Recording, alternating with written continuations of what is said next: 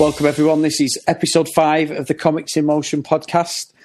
I am Chris Phelps, and I'm going to pass you over to my co-host, Mr. Dave Horrocks. Guten Tag, Herr Phelps. It's the fact that you do this, and I don't even know it's coming. I can't do it every time. I've just got to keep you guessing, haven't I? Right, take it away, Dave. So welcome to the Comics in Motion podcast. So what we like to do here is we like to review comic book based media like TV, movies and games. Myself, I'm a long-time comic book nerd, and my co-host Chris there has not got that baggage of the comics, but really loves all of the comic-based media. And so we've done our 4 episodes so far, haven't we? And it's been fun for us and hopefully fun for the listeners as well. So we've had some great feedback so far. So we must be doing something right. And we'll carry on playing around with the different formats as we work our way through all of these media.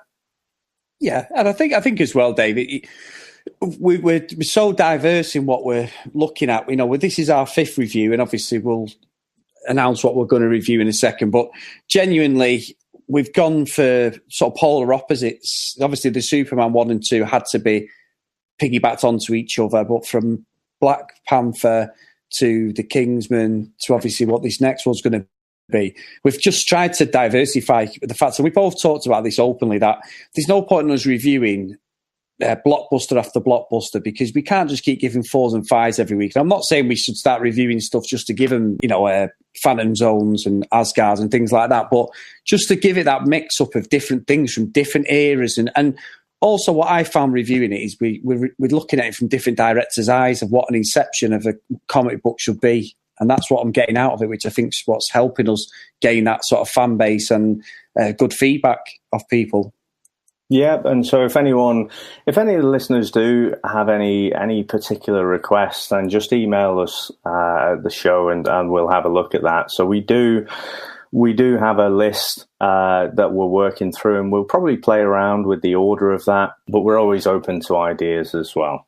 Yeah, which is good as well. And obviously, if you want to email us, it's comicsinmotion@gmail.com, and obviously on Twitter, it's comicsinmotionp. So just give us Is it not Comics in Motion podcast? I think it is, isn't it? But yeah, if you do email Comics in Motion, tell them hi. And then email us. Yeah, and then just ask them to forward on the email to us, please. I mean, they might do a better review job, you never know. Yeah, send it on to us.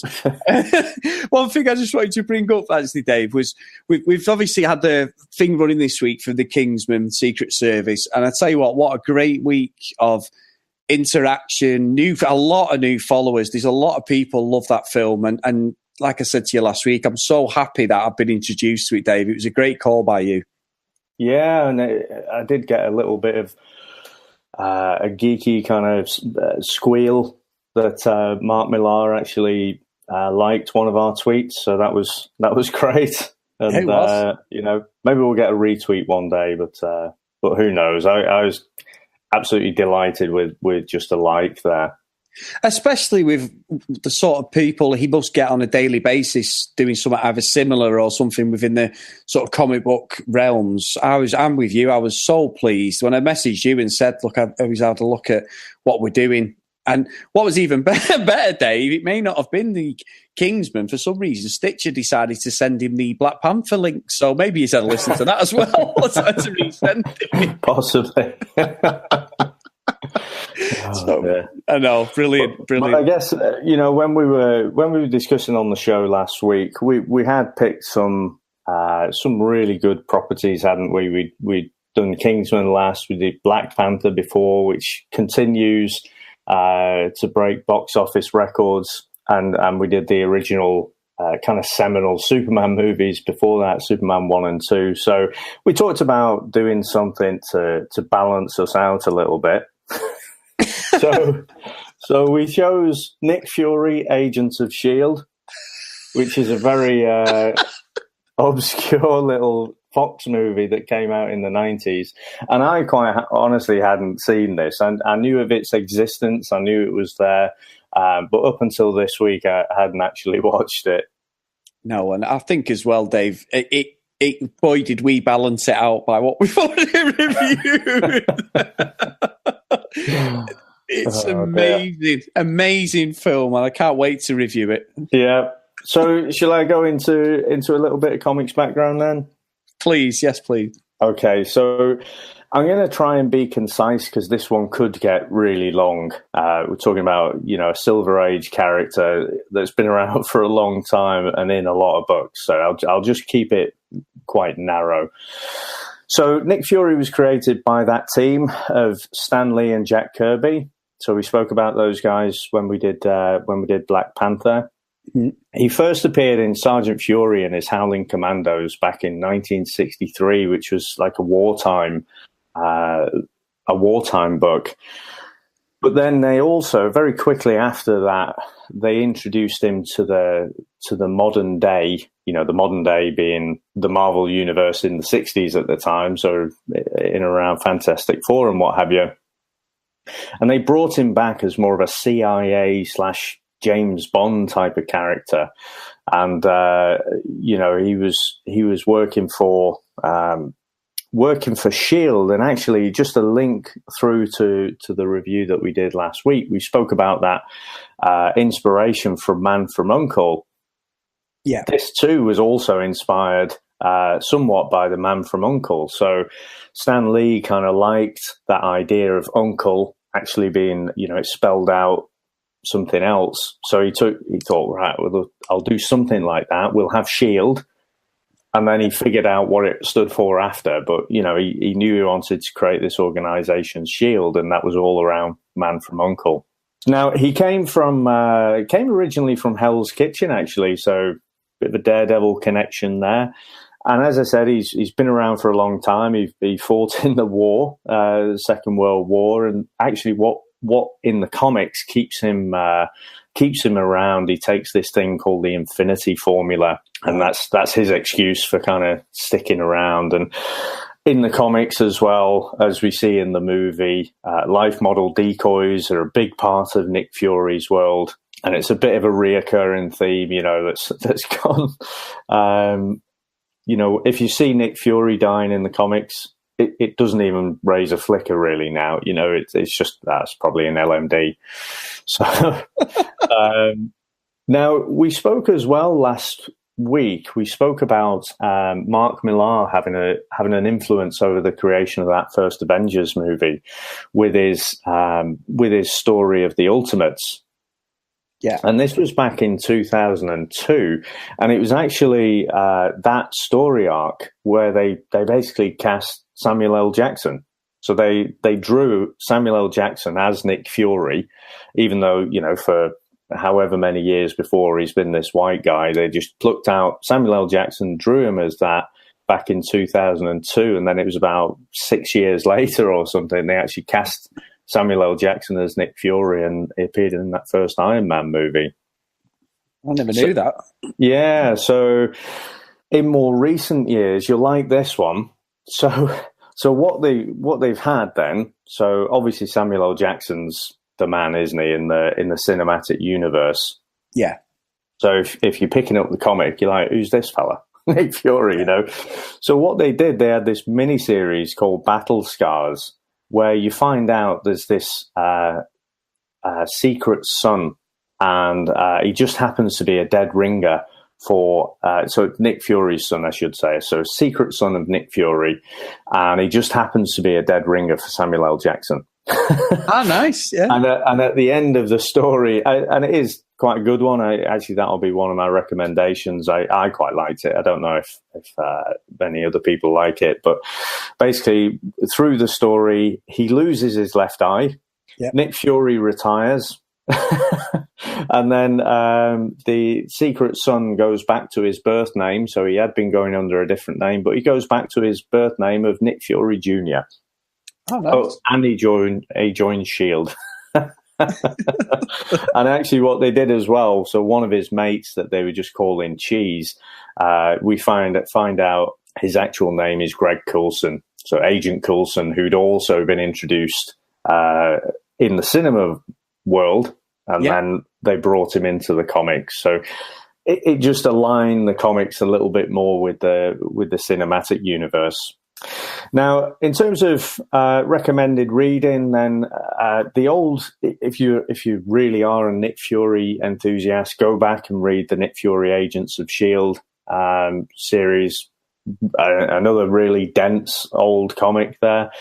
If you're looking more up to date, like I say, that Battle Scars, I actually quite liked it because it was quite a grounded comic. It followed his son who's in the military and whatever, and I just thought, that's quite clever how you've kind of had this conundrum and then you thought, right, how am I going to write out of this? The other one is probably, I'd mentioned it last week, but I really do like that Ultimates, that first mini-series that Millar had done where the Samuel L. Jackson Nick Fury effectively made his first appearance there.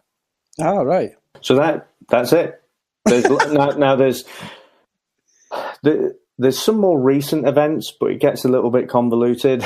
Yeah. So there's a story arc or there was a whole event set up where they had a thing called Original Sin, and it gets a little bit complicated with the old Infinity formula running out, and he's got this LMD running around as himself.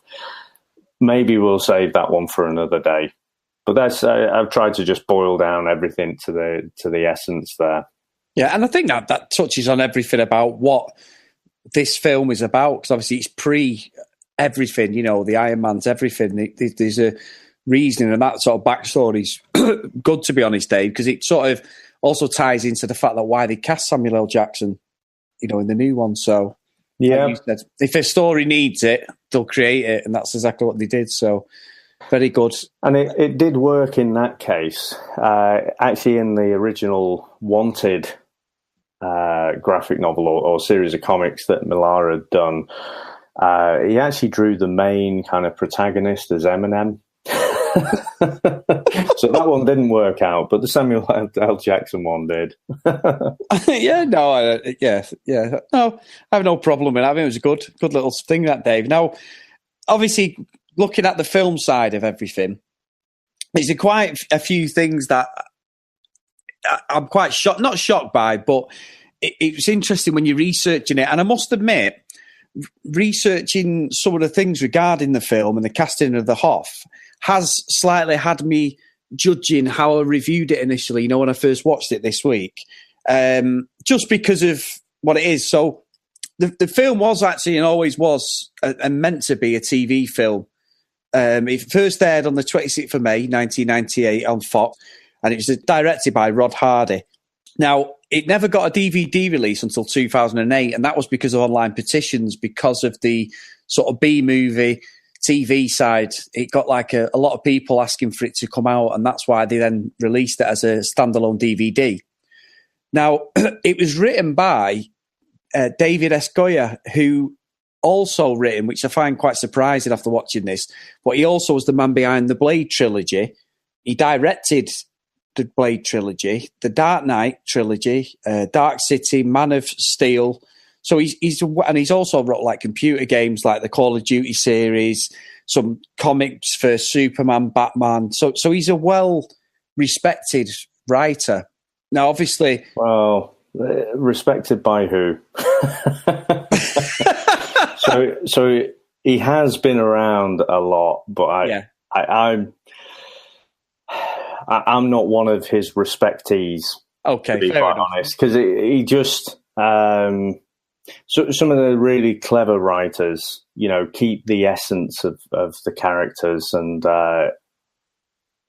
can change things, and Goya he just misses the mark for me. But carry on. No. It's good for you to say that, because I'm going off is the Blade trilogy, Batman, the Man of Steel. These are all films that I love, So in that respect, from my point of view, I don't know him from the comic book side, but or what he does to sort of manipulate it into a film. But for someone like yourself, that's a great sort of spot, and for you to say it, because you know the origins and what the films come like when they write a book, and the books are always better than a film, aren't they? Like the Harry Potter books, even though they're great films, they're totally different to how they're written, and things are just blatantly taken out, you know, and misinterpreted. So he'd obviously done this. Now I've got a quote from him actually, because it's just something that stood out, and I wanted to just read it out, actually. And this was when he was doing the Blade 2 sort of pre-press stuff, and they asked him about Nick Fury. And this is the quote that he said. He said, "I wrote the script a few years before the telefilm was shot. At the time it did shoot, I was running my own short-lived series, Sleepwalkers." Well, nobody remembers that. I remember the name, but I didn't really watch it. I was initially unenthused about Hasselhoff's involvement, but I think the film was pretty mediocre. But Hasselhoff turned out to be the best thing in it. He got the joke. The script was meant to be very tongue-in-cheek, and Hasselhoff understood that. Now, as I was saying before, this comment by him sort of had me then doubting what I'd watched, if that makes sense. As we go on, at the end of it, I had my score, everything. And I'm not going to change that, but this put a bit of a different slight on how I view the film now after seeing it, if that makes sense, because it's obviously a comic book interpretation as a TV film. Now, Stan Lee was one of the executive producers on that. And as we do the review, I may question that, but there was no cameo in this film, because obviously it was a TV thing. And as you said when we spoke privately, this was before the Stan Lee cameos came in. You know, he's always someone who had seen his voice, you know, from the comics. He used to do the Spider-Man cartoon voice and the Hulk and things like that. So it's just an interesting concept that the whole thing coming together as a TV film. But the one thing that it did do, and they actually pay homage to, is the full outfits they wore were sort of like the things that they started using, because this was one of the first superhero films that actually didn't have spandex in. Now, and obviously we will speak about the outfits later, but it also, in X-Men and stuff, the uniforms are quite similar in some respects, the original one. So, yeah, that's about it for the TV film side of things, Dave. Yeah, so it was only a couple of years before that first X-Men movie, wasn't it? Yeah. I think they borrowed the same leather suits. Yeah, and I think it was a year before Blade, but, you know, the polar opposites, aren't they, really, as a film? So very different. Yes, very different. So are you ready to rock and roll with the review, Dave? Yeah, let's go for it.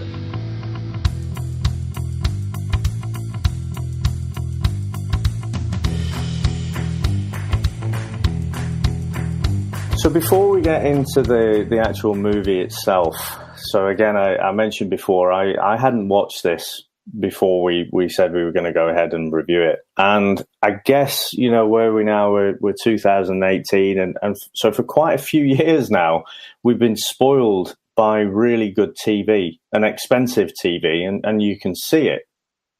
Yeah. And as soon as this started, that opening scene, it just snapped me back 20 years or something. And I thought, oh, yeah, it used to be that TV was massively different from, you know, if you went and watched an actual cinema movie. So just that opening scene, the title credits, you're thinking, oh, my God, this is going to be bad. No, Dave, you missed the trick there. You should have said, oh, my God. Oh, yeah. The bad French accent. No, I must admit, and I actually stopped at this point, because when I started watching it, I thought, you know, we had the whole sort of thing where they invade the base. I won't go, obviously we're going to go by that, but I did do the same, and I thought, the start bit looked like I was watching an episode of the A-Team or something from like the mid-80s. I was thinking, oh my gosh, I've got to watch this now as a review. It really, I agree with you, it took me back completely. And I kept having to remind myself, this is 1998, you know, it's almost the millennium. Because I kept watching it and thinking it was 80s. Yeah. But it's not. No, it's not. And I think, if you look at it like that, around 98, you had stuff like The Phantom Menace, you had The Matrix, which is one of my favourite. Yeah. The first Matrix films always goes down as one of my favourite like films, really. It's up there in my top 10 without doubt. And then you've got stuff like Blade was out in 99. And as you said, X-Men, the first one, Bryan Singer and that. And I know budget and things like that, but this just looked like, you say, it was an extension of Knight Rider at times. Yeah. So I guess at the beginning we get introduced to Baron von Strucker Popsicle, don't we? He's there on ice, and I've just got in my notes here that there's no danger of them winning any Oscars when they're going through that rescue there. And what is it the guy says? He says, "Let us rock, let us roll." Yeah. There are some terrible lines in there, aren't there? It was just like, I mean, look, it's a TV film. You're not going to get it, but usually you get some acting in it because they're trying to move on to bigger and better things. But these people just look like they've been dragged off the street with an advertisement. Do you want to star in a film, alongside the Hoff? So it was just, some of the acting was just terrible at the start. It's proper Days of Our Lives, like TV acting, isn't it? It is really, really bad. Yeah. But then they obviously, so Hydra have infiltrated the base, and they spring the body of Baron von Strucker, who's, like I say, he's on ice there. And at this point, I'm thinking, this is going to be a long, long watch. Why did I agree to do this? And then, so that sentiment carries on a little bit there. So we get introduced to Nick Fury, don't we? We get the Hoff on screen now, and he's living out in the middle of nowhere, and he is absolutely channeling William Shatner, isn't he? He's chewing on scenery is a phrase. Yeah, that is born from this scene, I think. Well, first of all, what was funny was, and it's obviously something, it felt to me like someone had read a couple of comics before they started filming and thought, right, I know what Nick Fury's all about, without actually doing any research, because as they're going to the Hoff's place in Yukon, in it, or Yukon, mm-hmm. There's a sign, I don't know if you noticed it, there's like a warning sign on the outside of like the cave, obviously, that Nick Fury's in, and it just says, you better have a good reason for, and it's like, keep out or something. And I was thinking, oh, that's when it hit me, and I'm thinking, oh my gosh, what am I watching? And then I can't get my head around this. Why is he hitting a wall with a pickaxe? It's just like there's no relevance. It's not like he's looking for gold or something. He's just randomly like trying to make you look tough, but he's not. It's not like he's chopping a tree down because he needs firewood or something. He's just hitting in a cave, and then that Pierce guy, who's obviously the most generic English middle class character, just starts running up and down the mine shaft for no reason. And I'm like, what is this all about? Have they got any direction at all, or it's like, Hoff, just do your thing. Right, I'm gonna hammer away with this pickaxe. Look tough, I don't know. The guy. So I've got in my notes here that English accents are good for one, being baddies, so like a Terence Stamp, General Zod kind of thing, or being bumbling, idiotic incompetence. Yeah, and that's what this Pincer bloke, not Pincer, Pierce, yeah, the other one, yeah, that's what he is, isn't it? It's like Dr. Livingston, I presume, kind of thing there. So, sure enough, the Hoff's having none of it. He won't come back for anything. Oh, it's ridiculous. But then I tell you what, so even at this point, and I love the Hoff. Yeah. In that just completely ironic way.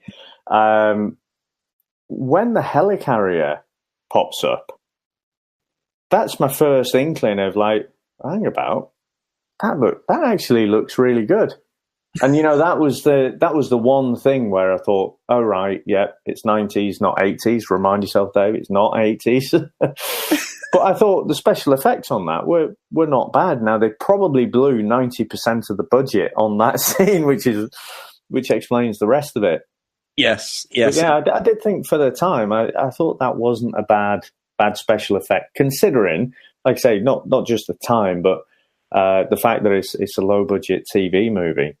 Yeah, and I think as well is that scene when obviously his ex-girlfriend comes down and she's sort of trying to get him back in the game. It was very much like watching Baywatch, Mitch Buchanan, and like that girl come. And don't get me wrong, she's a very, very pretty woman, like she's there talking away to him and stuff. And, he's been sort of isolated for 5 years. And within a couple of sentences, he's back in the game. The next scene from there, which totally was unbelievable, and I don't know whether they were trying to go for this comic book thing, was the fact that he's flying the actual plane that they've just come to see him in, and he's got his full army gear on with his patch, and I'm just like, what is going on here? Like there's no whether they're trying to give that comic book feel of it's you make your own mind up, as we said before, in between. But it was like, why would he start? Why would Nick Fury, after 5 years out of the game, just start flying the helicopter or what it was supposed to be? It just made me laugh. It sort of goes straight back into, he's the man, isn't he? It's just, do what you want, Nick. You used to run the place, just make yourself comfortable. But did you pick up the lady's name, his obvious ex-flame? No. It's Contessa Valentina Allegra de la Fontaine. that's her full name, which is a bit of a mouthful, isn't it? But she is a character from the comics, so they do have a thing there. But I just think it's I can't decide if it's the coolest or most ridiculous name in comics. Oh my god! I mean, and you're never going to forget that. Once you learn it, that's it. It'll be stuck forever. I mean, I don't know that whole thing was 80s, it wasn't even, I can't even say it was 90s, to be honest, Dave. That obviously he gets to the S.H.I.E.L.D. headquarters and it looks like they were in a submarine or something. Like the everything just reeks of like Hunt for Red October, and then Nick Fury's smoking and he's not allowed to smoke. That's how much of a badass he is, because he's disobeying the orders and it, I don't know, it was the most cliched thing I think I've seen. And I think so it's where they're going up in the elevator, and the elevator, he obviously can't do the retinal scan. Update your records, and he's getting really agitated, so just decides, just to shoot it, which makes it work. Yeah. And I have to say, I said about the budget on the helicarrier. That must have consumed 90. They must have used the other 5% on leather suits or whatever, because that eye patch that he's got on, it looks like one of those that, if you buy a pirate pack from the pound shop or something. Right. Yeah. I don't need the false beard or moustache. I just need the eye patch. There we go. And it looks like it hurts as well. Yeah, it does. It looks like it's hurting him though, doesn't it, when he's wearing it? It just looks really out of place. Like I say, just one of those old plastic ones from the pound shop. Oh, it's ridiculous. It is. It's absolutely ridiculous. And obviously, listening to what I said before about that guy is saying it was, a tongue-in-cheek type of thing. But I can't comprehend what I'm watching at this point, Dave. I'm thinking, I've watched about 20 minutes and I'm thinking, I remember just clock watching thinking, I've got another hour and 10 to go because it's a 90-minute film. It was unbelievable. And I think mentally I'm there as well. And you get introduced to Pinter, don't you? So the new director of S.H.I.E.L.D., who's just your stereotypical incompetent leader, hates Fury because he doesn't play by the rules. And you think, oh, all right, what's going to go here, And I think, I think I probably looked at the clock as well. And again, I'm thinking, this 80s movie, 90s movie is going to be a long way through. I'm not sure I'm going to be able to watch this in one sitting. I might have to come back to it. Yeah, I was in exact agreement. But I've got to say, Dave, obviously he meets this guy. They always get the one who doesn't believe in him, don't you? Like if someone's coming in from like out of the wilderness who is a top agent or a top, whether it be a superhero film or a James Bond type thing, they always have to have that bit of resistance, don't they? Someone who doesn't believe in, and then at the end they come good and go, he's a great guy, and all, and they all become friends. And but this was like as cliche as you get it. But Dave, I've got to say, the funniest scene and the funniest bit of the whole thing, which just sums up the Hoff, and also as people, how when we were kids you would draw a picture of yourself, is this artificial intelligence character when he goes into this cute scene, don't we go into like this room where they've got all this technology and they're doing things, and it doesn't even look like the Hoff at first. You've got like this sort of cyborg type upper body, and they're putting a head on it with hair, and all of a sudden we get to the point where Nick Fury's dropping a couple of little jokes, and it starts copying what he's saying. So he's copying everything Nick Fury's saying at this point, and then it pans to his body. And the guy looks like Arnold Schwarzenegger. He's ripped, isn't he? We've all watched Baywatch.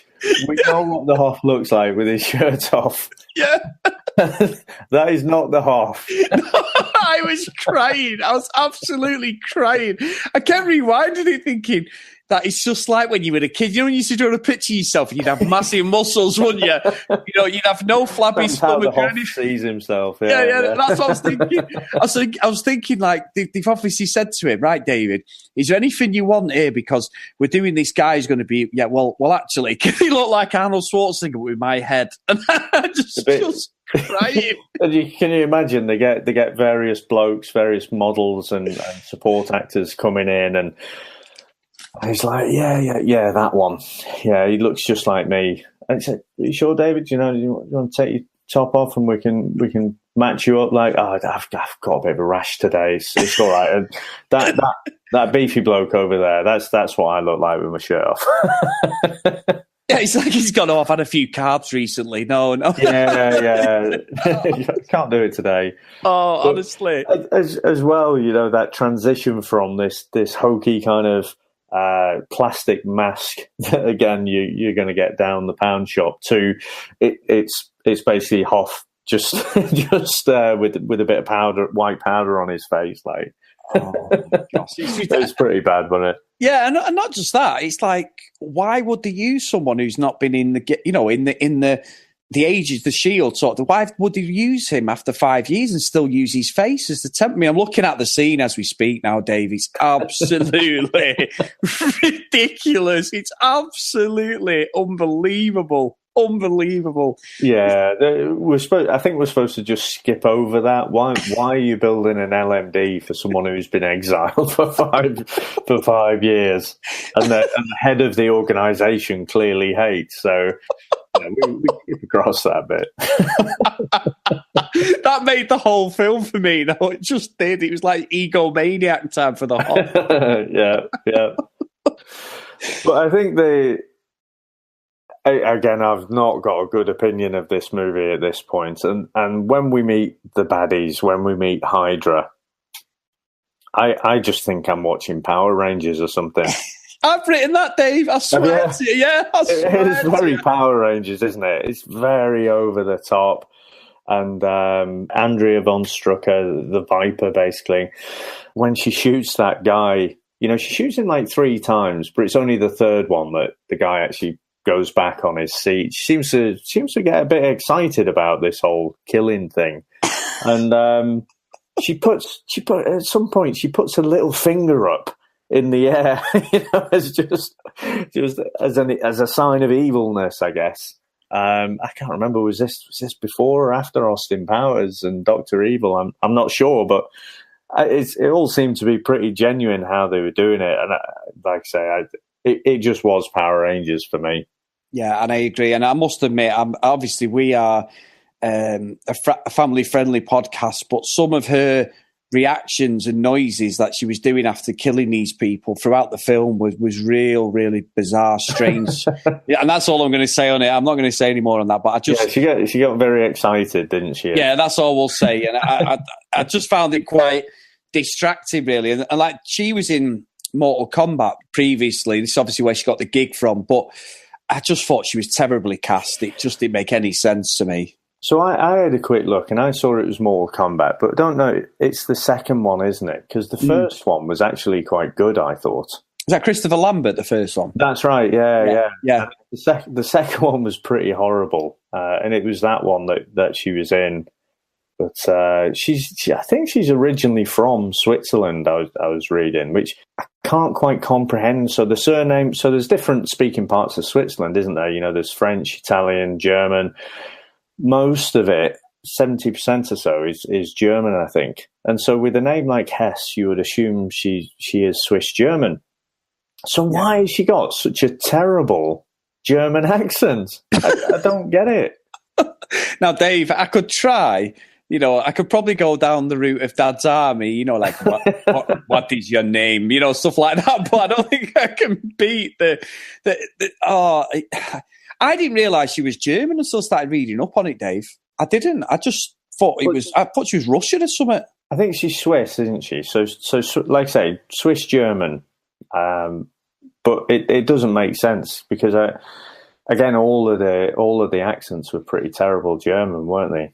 Yeah, and this next preceding scene is what, again, it's another classic I've just put down, is, you know, they're sat in a car in Berlin, Nick Fury and, is it Contessa, you say her name was? Yeah. Something like that, yeah. And Contessa Valentina de la Fontaine or something.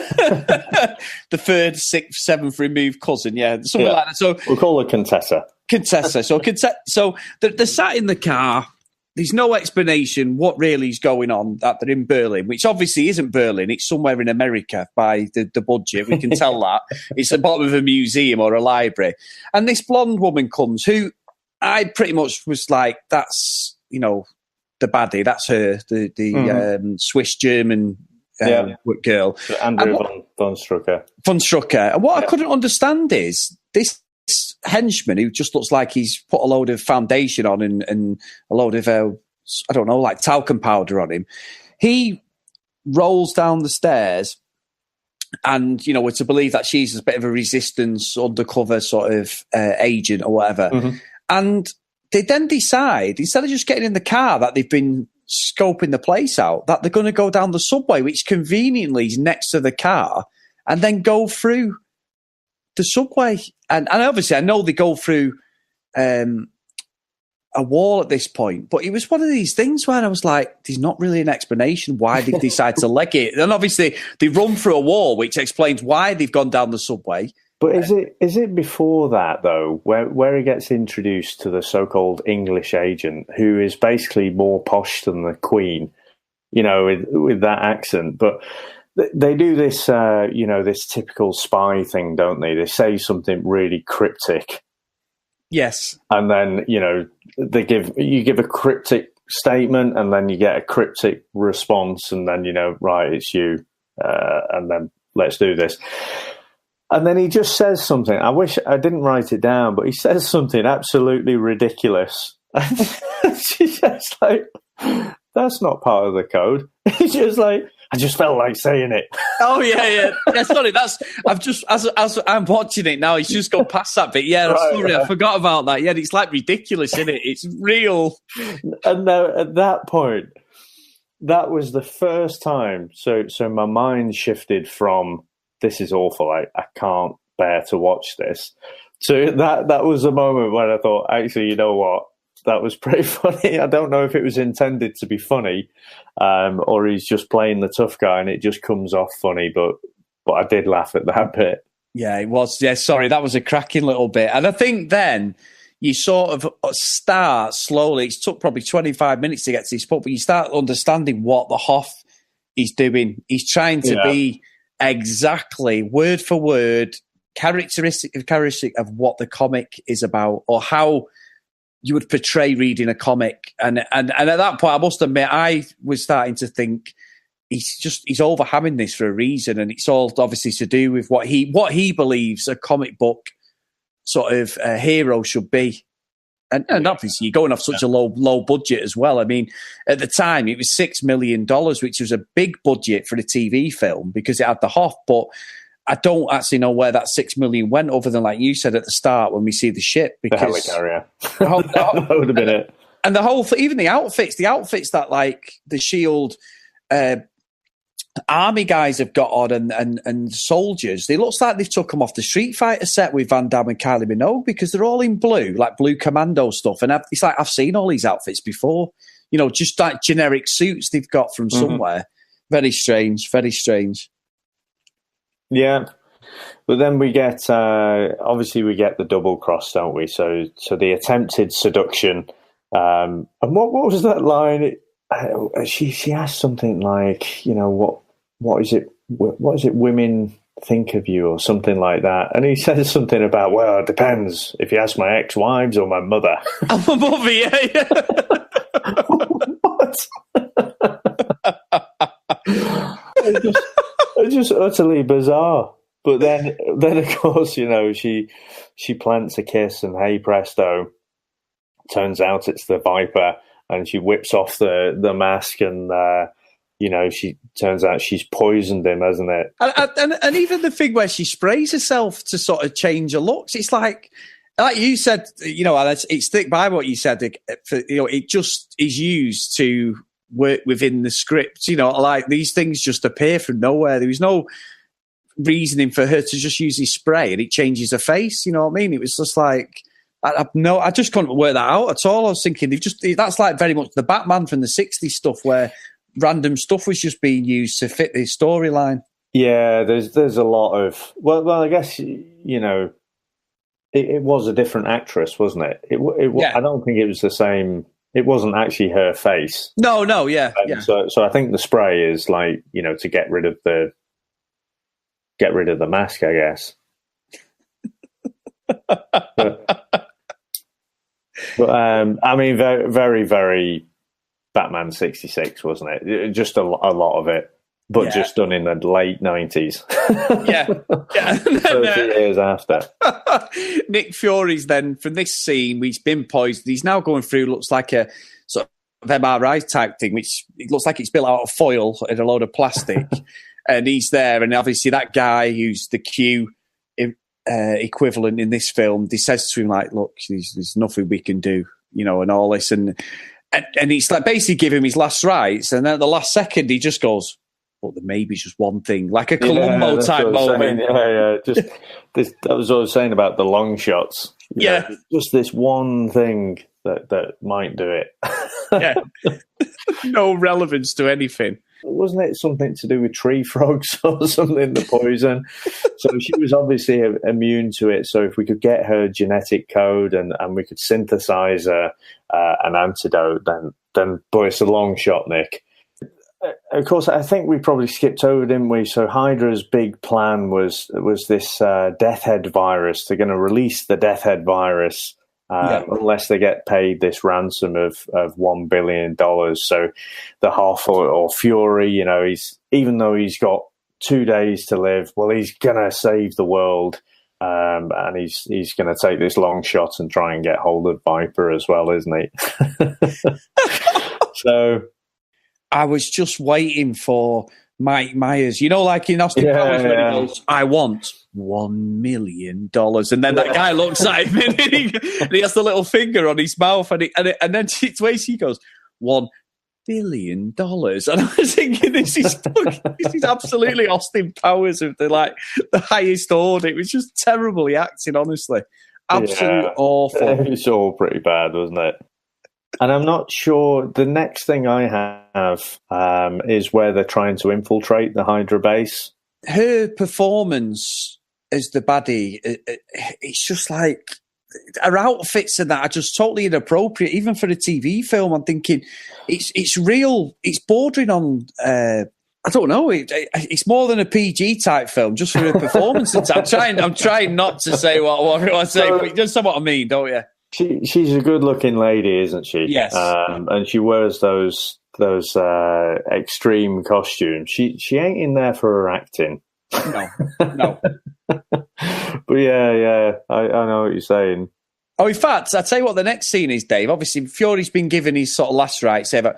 Then you get the sort of guy who's against him, but he works for the S.H.I.E.L.D.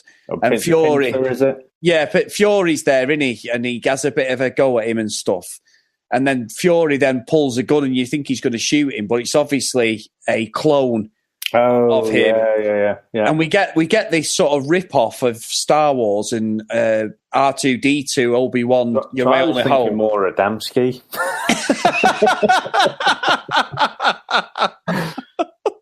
and whenever they kept going to the shot, they kept showing the back of a head. So it was a spinning head. Yeah. Like 90% of the time, it seemed to be she was looking somewhere else in the room. I just thought, that's a bit of a weird thing. Is it just they're trying to emphasize that it's spinning around 360 degrees or whatever? It's just a bit strange. It just reminded me of like a cheap version of as exactly a TV budget. But then what happens is, once the message has been played and what's going on, is they just walk past this sort of dead, blown up, AI person, just walk past it like it's nothing. Well, we better save everything now. It's just like, I mean, it just, when they dismissed it was just ridiculous. And yeah, when so the Hoff was trying to shoot it at first, wasn't it? Yeah. And then obviously wasn't doing it. And then he's like, stand back. I've had a go. But, so let's all stand back. And then it's basically, it goes off like a firework, doesn't it? But you kind of think, if you've got sophisticated technology, just put a decent-sized bomb in there and problem solved. But, this is Batman 66 sort of thing, isn't it? Yeah, it's a very bizarre chain of events again, to be honest. And then what you're getting from there is you're getting different like scenes where they're sort of supposed to be on the ship, but again, it's looking sort of very cramped, you can tell it's a TV movie, the set work and everything. And obviously the Hoff's a very, very tall bloke. And I think in some respects, he's about 6'5", 6'6". He looks like absolutely huge. I mean, is the comic book inception of Nick Fury, is he a big, tall guy? Because he seems to have just cast a load of small people who are about 5'6" in this. They're all tiny compared to the Hoff. He's not supposed to be like Peter Crouch, no. I mean, he's taller than your average guy, taller than Wolverine, but most people are, but not obscenely tall. Yeah, it's just one of them daft things that stood out when I was watching it, thinking the Hoff is just a big bloke, compared to everyone. And I understand he's the superhero, he's the agent, he's saving the day, but as this goes on and they all start wearing, all of a sudden they've just all got this black, as you said before, the black leather stuff on. And this, so there's nothing, if you're looking to sneak into a Hydra base, there's nothing quieter than a leather suit, is there? Nothing sweatier either, I think. I couldn't, I mean, again, and they used it later in the X-Men, didn't they? I wasn't a massive fan of that, but, I just thought it looked ridiculous, not even, that more sort of flexible leather. It just looked so noisy. Yeah, and as I'm watching it back now and I'm flicking, and one of the things I've read in like my notes, Dave, was how there was all this dialogue and not a lot of action. And I don't remember it because I think I was just blown away by what I was actually watching. And now I'm thinking, gosh, there was a lot of stuff wasted on this sort of base stuff. There was probably a good 15 minutes, maybe to 20-minute segment of absolute stuff that was irrelevant, really. It's just like they were trying to fill out an hour episode of a TV show. I think that's what they do. So your big set pieces like the helicarrier, that'll be, a very expensive few seconds on screen. Whereas, if you can beef it up with quite a lot of dialogue, then once you've got your costumes and everything, it's a bit cheaper to film those other scenes, isn't it? Yeah. And again, where they didn't spend their money was where they hairsprayed out the laser defenses. Do you remember that, mate? Yeah. How does that work? So, usually you'll see in the spy movies, they'll do a bit of spray so you can see the lasers. But no, this one actually just, it creates a pathway that you can just walk through these laser defenses. And I mean, we go to the scene, the back flying, the Hoff's there and he's full. So I keep saying the Hoff.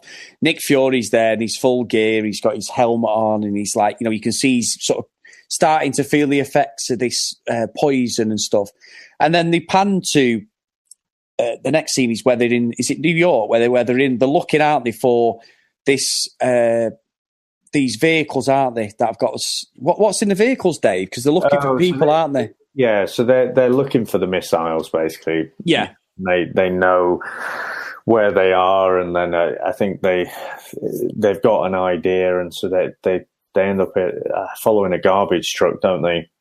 Yeah, I mean, I'm watching the first one where you've obviously got Contessa in the full leather gear, which I'm not mad at all, but she's running. But there's actually a vehicle there. They said there's two people in there, but they run straight at the vehicle. Now, obviously, if they're trying to be sort of covert and quiet, you wouldn't run in a straight line, 6 or 7 of you. And then they open it up. There's a guy in there. It's a bit of a setup. And it reminded me on a low budget level, Dave, obviously this was done before, but a bit like the Dark Knight Rises, when they're trying to find the bomb at the end and it's all lead lined. And then the next one is, like you say, you've got these like 5 people in there in one of the like the garbage truck. But what gives it away is they're like, are you sure this is it? Well, I'm pretty sure because the 2 guys driving it are these 2 guys who covered in talcum powder. So I'm the 2 on the back of the actual garbage truck. I've got talcum powder all over them again. They're all like white and completely pale, aren't they? So it's like, I think that might be a giveaway that could be them. Yeah. I'm not sure. I think it's a little bit later, but just in terms of clunky dialogue. What is it they say? I've got it written down here. It says, "We will be there shortly. As soon as we are set up, I will call the island and let them know we are operational." The other fella says, "Yeah, and ask them if the money has been paid." And then we get my favourite bit, which is the whole point. "And then our escape helicopter will be here."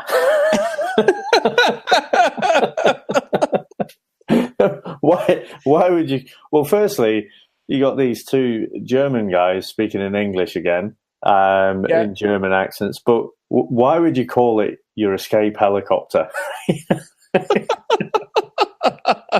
It's obviously to tell us it's for their escape, but just talking to each other, it just jumps out at me like, oh my! But Dave, it's for £1 billion dollars. Sorry, dollars. Yeah, not £1 billion. $1 billion. but then one of the scenes that makes me laugh is they go. Obviously, Nick Fury, Pierce, and what I can't understand is this woman who's supposed to be psychic. It's not really explained that she's psychic. She's put her hand on the old guy's head who's in the wheelchair and all this, and she's supposed to be able to read what's going on, and that she's there as like a filler character. Because I don't actually think she's in any of the comics, is she, Dave?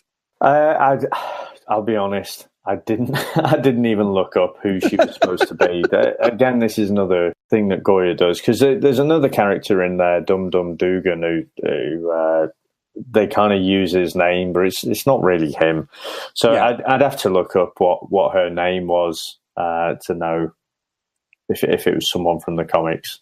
But they do. In S.H.I.E.L.D. they do have sort of people who have psychic abilities and stuff. Just depends what the story requires. The next scene where they've got all the Nick Furies is pretty much a... Have you seen... We can't skip over that bit, surely.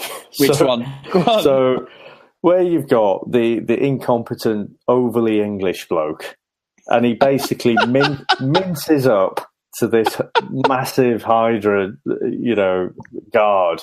And then, sure enough, he says, what was it? He went to killer school or something. He took a module in killing or something like that. And you're like, of course, we know what's going to happen here. So, he tries to take him down. Of course, the Nick Fury has to come in. And so he tries to take him out as well, but he ends up just shooting him down. And then just, again, hamming it up brilliantly. He sort of goes, this is all too easy. So they just, they just wrestled this bloke down, ended up having to shoot him, this one guy, and then they walk about 2 yards, and about 3 guards come around, and he just gives up his gun straight away. So there's no pause of like, oh, there's too many of them or anything. It's just literally they turn up and he hands his gun over. I was trying to think, the line of when it's between it's not too difficult and it's too easy seems to be quite thin. So one guard is too easy, 3, well, that's too difficult. So the right number must be 2. And I just thought it was brilliant. So I don't know if you're up to that on your rewatch. I have. I've just watched it as we're talking. He just literally, they turn up and he hands his gun over. Yeah. Yeah. So, yeah, that was one of my favourite bits, to be honest. So I just needed to go back through that bit. No, and the next scene, they've been captured, and one guy has got this pathetic sort of wrist lock hold on Nick Fury, which just looks like he's holding his hand as they walk him through. But the whole scene, Dave, and I'll be honest with you, we're now getting even worse for what's she called again? That's how bad it is. I don't even know what her name is. The baddie again. The Viper, sorry. Yeah, we'll call her the Viper. Von Strucker is... Von Strucker, but it's all about the dress, again, that she's wearing. And it's getting worse. Oh, it's a corset, isn't it? Yeah. It's just getting worse as the film's going on. I think if we'd had another 10 minutes, I don't think she'd had any clothes on the way it's going at the moment. It seems to have got worse by the scene. But then, obviously, we're building up towards it. They go through to this scene and they come in. And I don't know about you, but do you ever remember the Batman with George Clooney and Arnold Schwarzenegger, Mr. Freeze? And there's a scene, scene where it's obviously in the studio, and it's just like I know we always use it as a reference, and we've used it today, but it is just like the series, and that's this whole scene. And she comes out, the Viper, and he's got something behind his eye patch. He's like, I should have worn my other eye patch, or some ridiculous line. It's digital lockpick or something. Yeah. It's just like some ridiculous line, and then they've been captured, and then you've got Contessa turns up with sort of like the cavalry, but the whole thing is like panning in on Fury, and the Hoff's leather outfit's getting tighter now. I'm sure this isn't the same jacket he's got on, because he's like, it's really, it is just getting worse and worse. And this Pierce, this Hugh Grant sort of English gentry, like you said, clumsy sort of buffoon, he's just getting like, he's supposed to have been some top cadet, and the dialogue doesn't make sense, because 1 minute the Hoff's saying he's useless, then in the next scene he says he's good, and then then he's like, well, yeah, you're not a bad kid, and all. It's like, oh my gosh, like, what? Make your mind up about him. Yeah. Well, I guess he's just trying to be that leader, isn't he? That reluctant leader. So he's trying to give him a bit of a pep talk, but when he does mess up, he's like, I think when he tried to take that guard down, he sort of said what is it? He says something about if you weren't so incompetent, I think you were a double agent or something like that, And then but then when the chips are down and he's like, oh, you're right, this is all terrible. It's like, no, come on, you could make a good agent or something like that. But I'm less convinced than the Hoff is, to be honest. When he tried to take that guard down, it doesn't work, and he goes, oh, bloody hell. These crack agents, just ridiculous. Well, it's like the Hoff. I'm watching the scene here now, and the Hoff have obviously been captured and put in some sort of holding cell. But like a meat locker or something. Yeah, there's two big like where it's Rocky or somebody's going to start punching the cow's carcasses or something. They just randomly stood next to him, and we've got this countdown going on now, because they're aiming towards obviously Manhattan Island, and we actually get a pan of the Twin Towers, don't we? The original Twin Towers, and that sort of whole area where they're aiming towards. And it's like, I don't know. I mean, her brother in it is just the craziest baddie I've seen. He's like the guy out of Die Hard, who's like the main sort of, with Alan Rickman, the main baddie when he kills. He's like him, but like more camp and worse. Yeah. It's just terrible. It's a terrible character again. Yeah.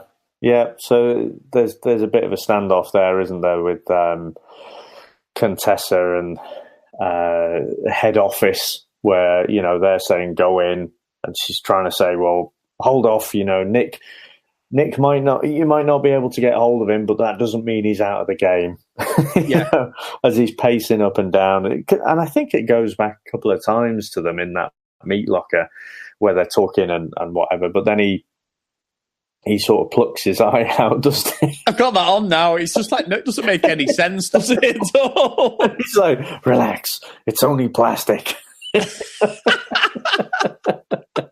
Unfortunately, he's obviously put his explosive eye in that morning. So it just, again, in that Batman style, he just happens to have, a bit of explosives in there, which comes in handy when you're trying to escape from prison. Because obviously, in your brain and in your eye, you're going to have something that's going to blow your head off. It's just like, it's the first thing you do in the morning when you brush your teeth, just put that explode. And then what's really funny though, Dave, is the scene is Nick Fury isn't actually superhuman, is he, as such? He's just a really good agent. But when he puts the eye on the wall and he's chatting away dead cool, and then obviously drops it in there that, he's basically, we need to stand back. He then covers them both, like the leather suit he's got on can actually protect people from a bomb blast. I think that's more to do with the Hoff than it is to do with Nick Fury. Nick Fury may not have superpowers, but the Hoff does. Come here, I'll protect you. Yeah. I'm waiting for him to start talking to his wrist at this point, waiting for Kit to turn up. He's getting that bad. Oh, dear. No, so Nick Fury doesn't have any powers. It's only, he is that very clever military strategist. The only thing kind of you could say powered about him is this infinity formula that basically stops his aging or really slows down his aging. He's got no super strength or anything. No, he's just a badass, Dave, I think. Yeah. And I use that loosely. So, I mean, the team on the ground, so Contessa and co, they do end up, they take their instructions, they take out that team. So, they think they've stopped the Death Head virus, but of course, nope. There's a backup system or something, and then the launch sequence starts straight away. So, in that convoluted way where it's not like, right, just press a button and the missile goes off. No, we get a launch sequence starting. Dave, I'm watching a fight with Nick Fury and that guy. Which guy? One of the henchmen, when he's coming down the stairs and he probably throws the worst karate kick I've ever seen, Fury. He's horrendous. Well, I think you probably won't be quite up to it yet, but obviously they confront each other, don't they? So the Viper and Fury, yes, and they get into another Iron Fist fight off.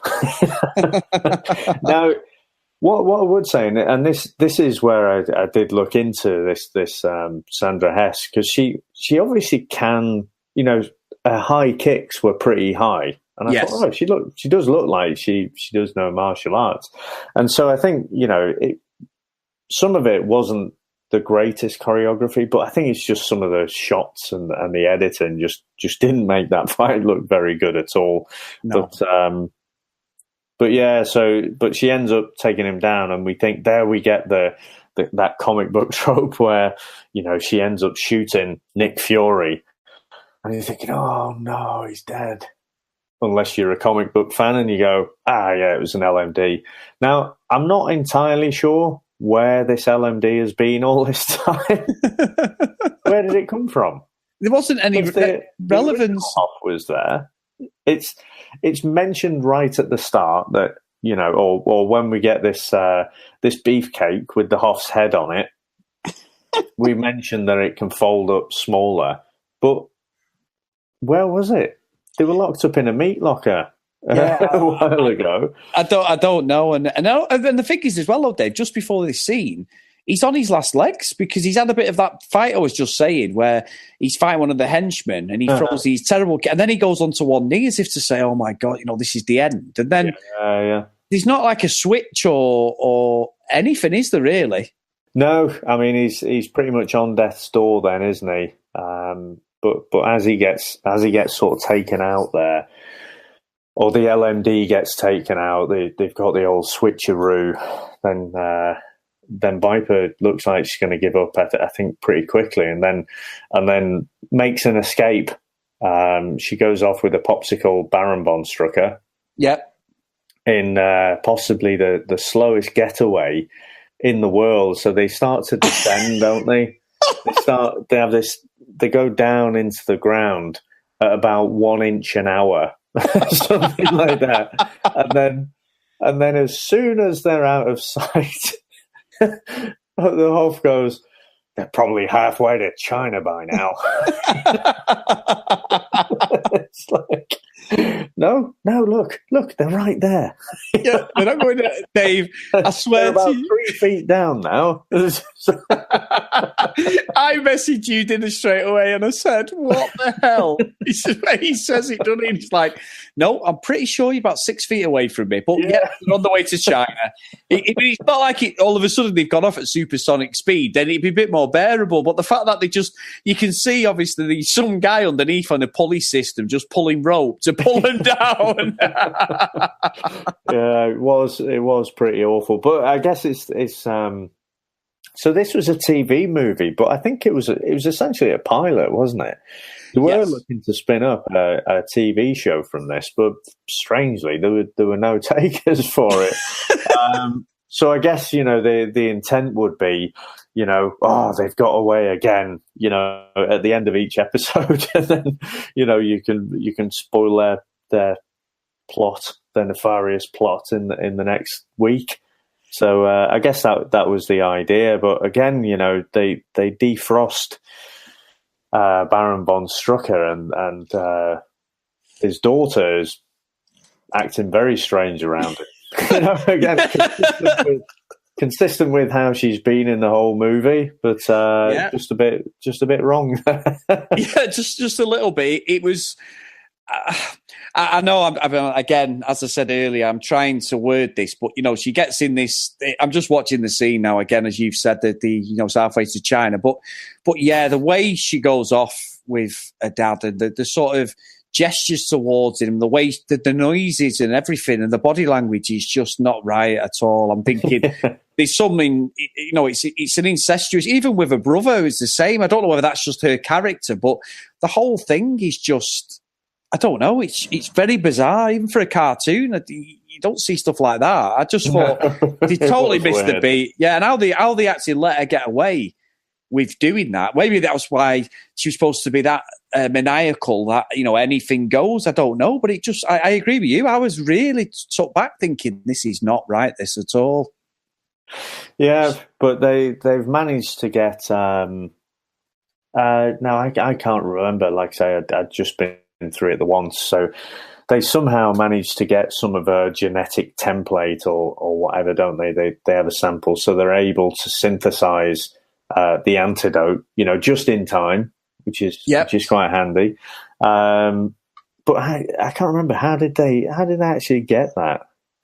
It was supposed to be off her, wasn't it? When before she escaped, they were getting blood off her, weren't they? And then she obviously makes a bit of an escape, doesn't she? Right. So they get blood off her before. Yeah. So it's literally, Dave. It's a literally blink and you'll miss it type situation. Because when I first saw it, I didn't see your head in your hand, saying, "What am I doing with my life watching this rubbish?" Yeah. Why and then look back at the screen. I probably missed it at that point. Yeah, I think I was at that point. I was probably looking at the clock, thinking, "Thank God, we've only got a few minutes left." But yeah, it was. I missed it the first time because I couldn't understand myself. Obviously, now that we're doing this, we were looking at these things in slightly different eyes in some respects, and I had to go back on that, Dave, because you literally wouldn't have seen it. It's literally it's like she's giving blood.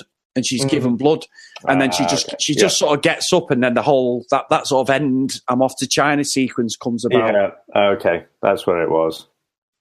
But it was a very bizarre film, and now we get the scene where he's on he's on like the ship, the S.H.I.E.L.D. ship, and he's redeemed himself. He ends up then absolutely smacking that guy. and hits him straight on the chin, and there's a line there which is just ridiculous before he hits him, So again, he's giving him all of this pincer bloke. He's giving him all of these. He's basically throwing the book at him, isn't he? But then the Hoff's like, "You forgot one: attempted grievous bodily harm." And then just smacks him one. Yeah, again, just awful. It's awful. Now, Dave, I think that I don't have to say any more on that. Shall we go into? Is there anything summary-wise you want to say before we go into the review scores? No, I think I didn't write enough down like that. That quote. There was some brilliantly Hoff-like quotes in there, but I think we should just go into our wrap up. Some would say, "Thank God," but there you go.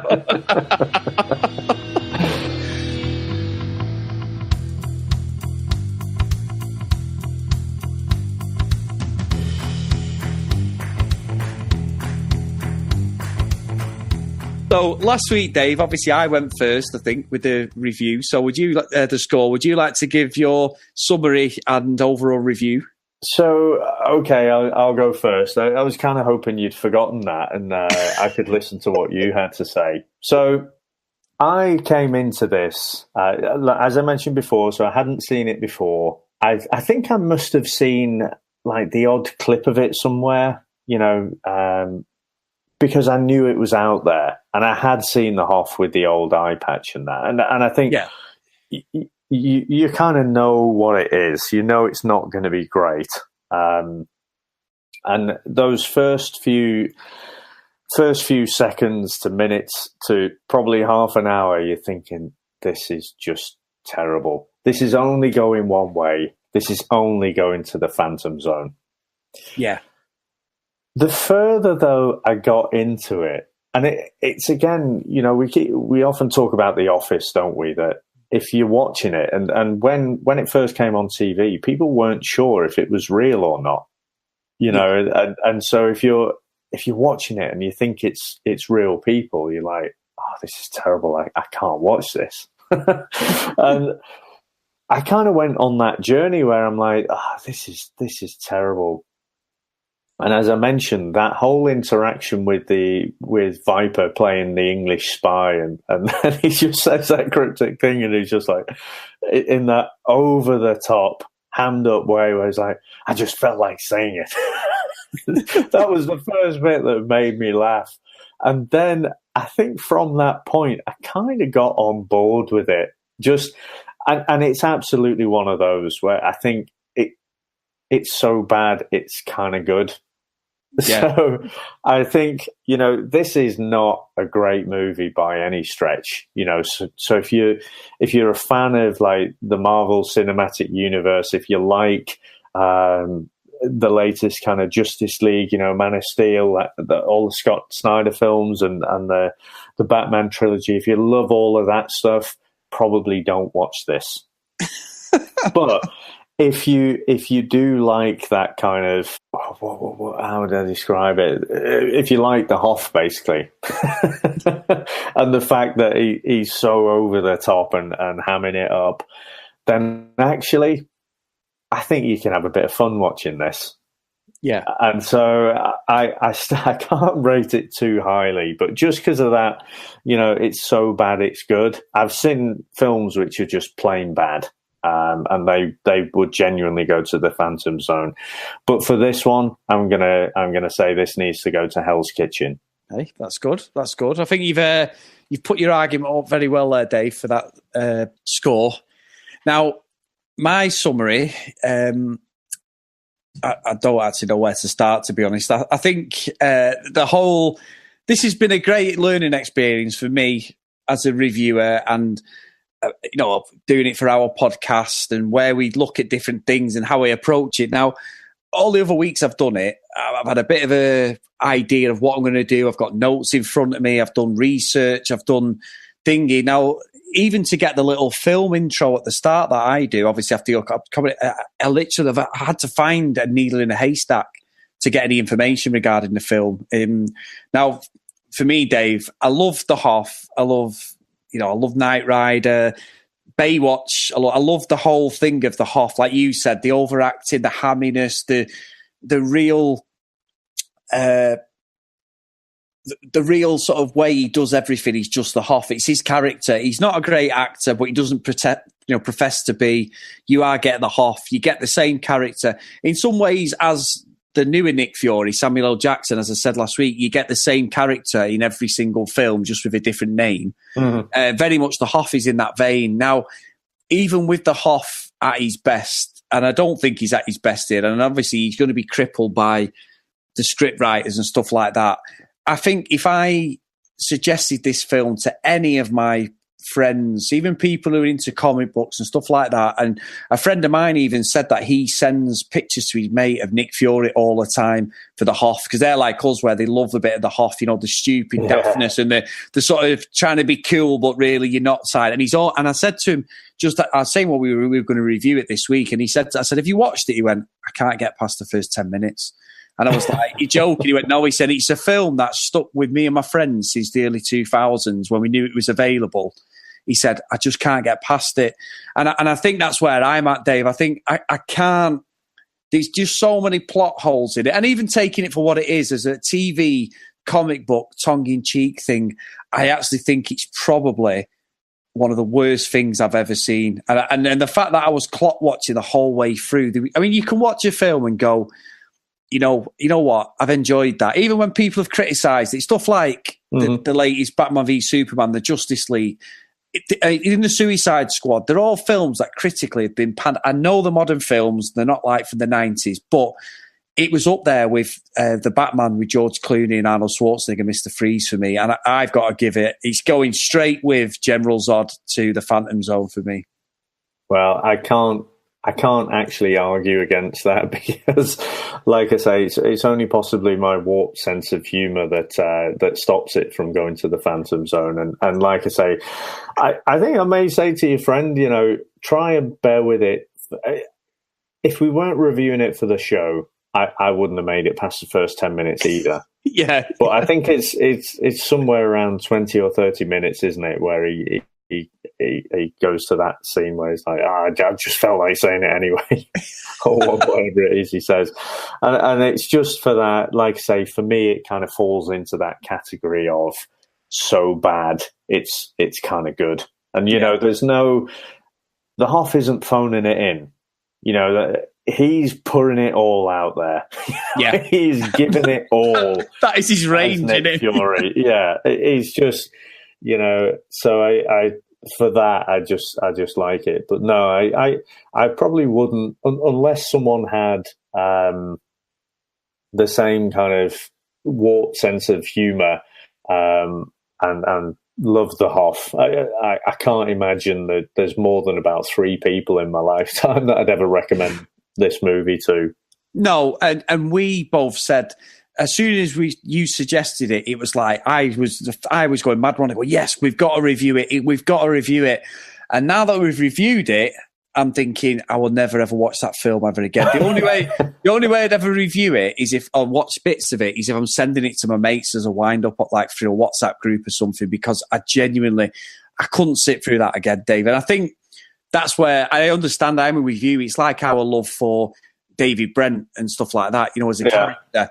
I can overlook so many things like I can with the Hoff. There's so many things I can overlook with the Hoff. I mean, I've had the Baywatch shorts. I've been on holiday with him on. I've had the T-shirts. I've had all sorts of daft things in homage to the Hoff because I just think he's so funny. Me and you, going back to years ago when we were in the band, we always used to send each other like Hoff-related things. It was always a bit of a joke between us, but I just can't look past it. I just think, like you said, even the Hoff at his very, very best, and he's trying his hardest to replicate the character.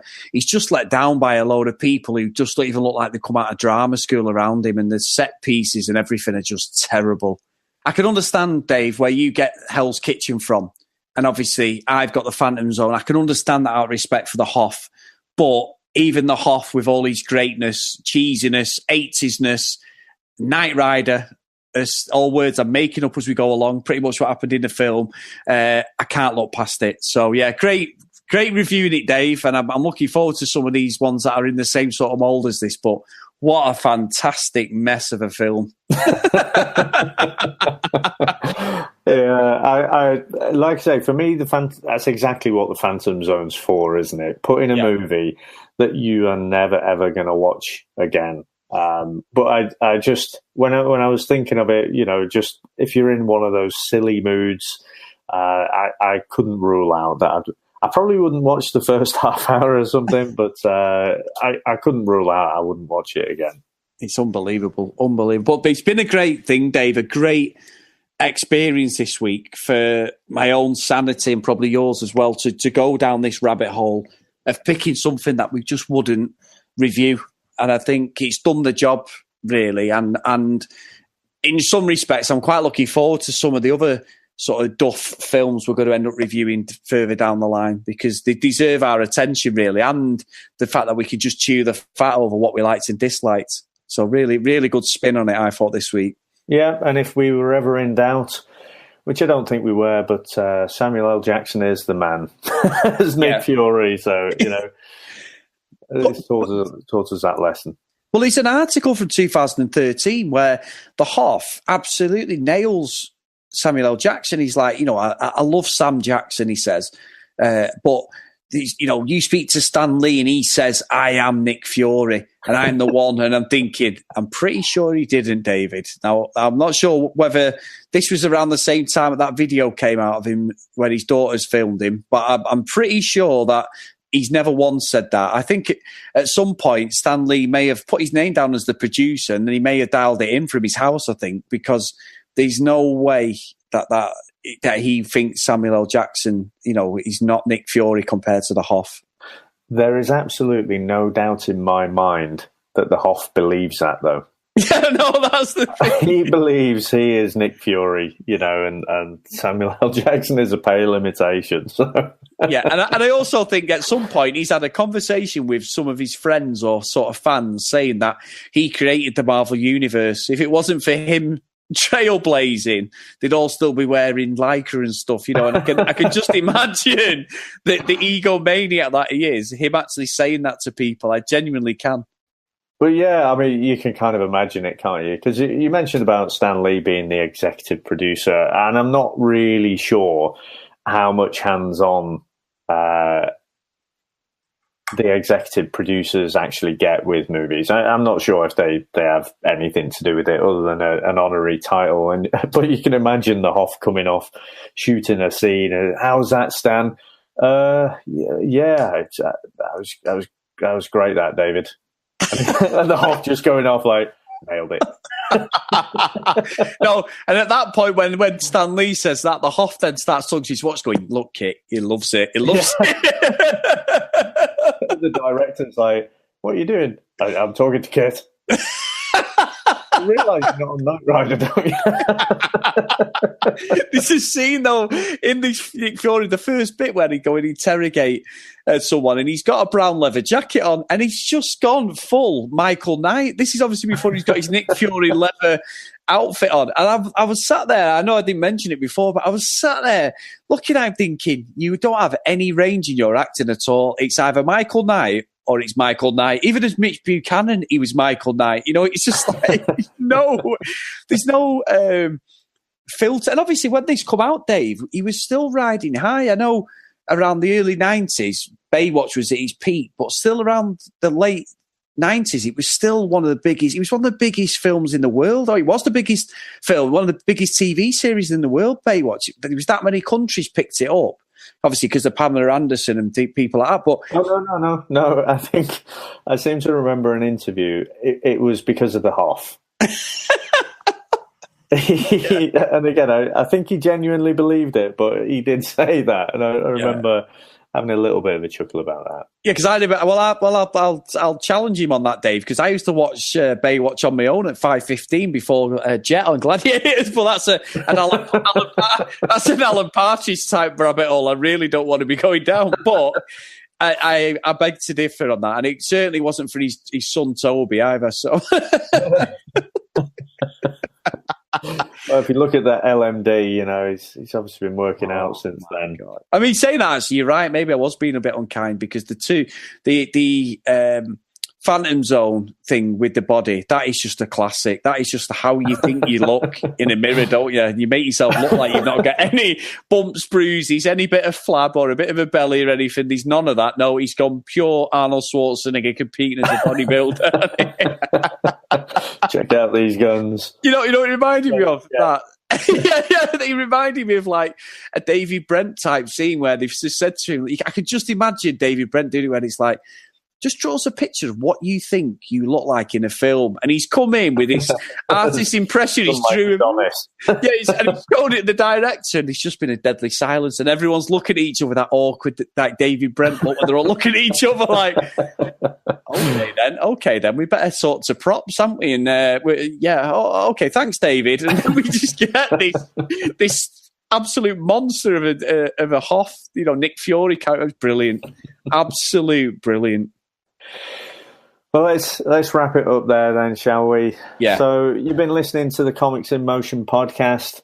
If you do like what you hear, then go ahead and head on over to iTunes or Stitcher and give us a 5-star review there. That helps us get noticed on the various algorithms that they have, and it helps other people find that podcast. If you want to email the show, what is it, Chris? Well, I'll get it right this time, Dave. It's comicsinmotionpodcast@gmail.com. If you do want to speak to Comics in Motion and email them as well, just ask them to forward on any feedback or anything you want us to review. And also, we are available on Twitter at comicsinmotionp.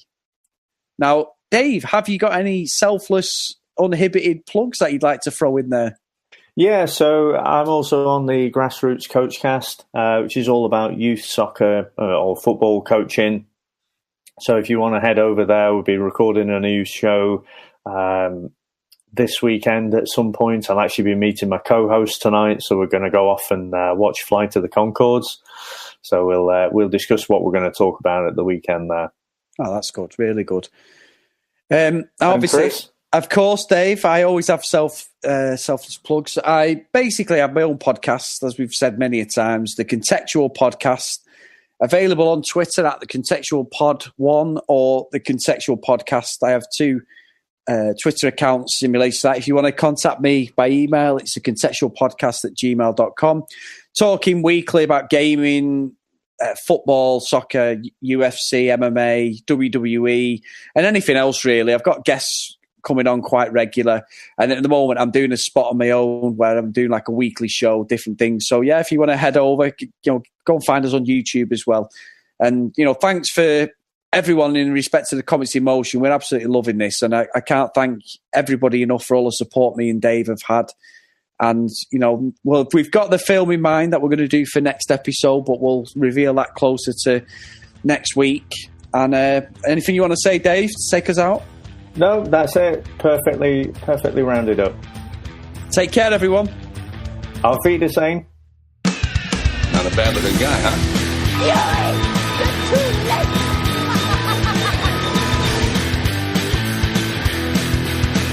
The vengeance is mine. No tables. No clever comebacks. I always heard living well's the best revenge. I just killed you. No, you just killed my life model decoy. I'll get that vampire's blood around this sucker.